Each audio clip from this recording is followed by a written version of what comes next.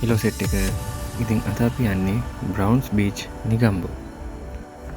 අපි හවස 4ට වගේ තමයි බ්‍රවුන්ස් බීච් යන්න පිටත් උනේ. ඔයාලට පේනවා ඇති අපි ගියපු පාර අපි නිට්ටඹු ඉඳන් තමයි ගියේ. හරිම ලස්සන වටපිටාවක් තියෙන හරිම ලස්සන පාරක්.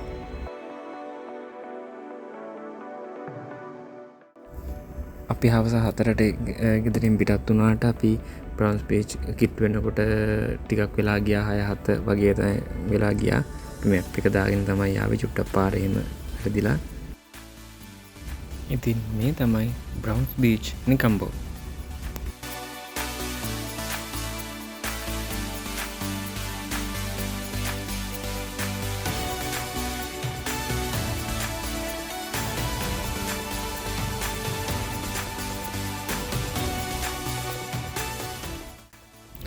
ඉතින් බ්‍රවුන්ස් බීච් එකේ මේ වගේ එක එන්ටර්ටේන්මන්ට් දේවල් තියෙනවා. ඒ වගේම ඔයාලට උනත් ගිහිල්ලා සෙල්ලම් කරන්න සින්දුවක් කියන්න එහෙම පුළුවන්. ඉතින් හරිම නිදහස් හරිම ලස්සන තැනක්.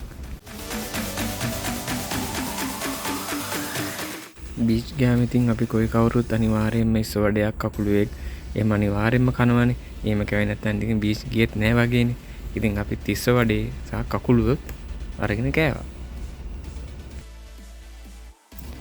විශේෂයෙන්ම කියන්න ඕන දේ තමයි ඔයාලා බ්‍රවුන්ස් බීච් යනවා නම් අනිවාර්යයෙන්ම ගියාට පස්සේ තමන් ගෙනියන ටොපි කොලේ හරි කමන්නේ අදාළ වගුන් වලට දාන්න. එහෙම නැත්නම් ගෙදර ගන්න ඇවිල්ලා විසික් කරන්න.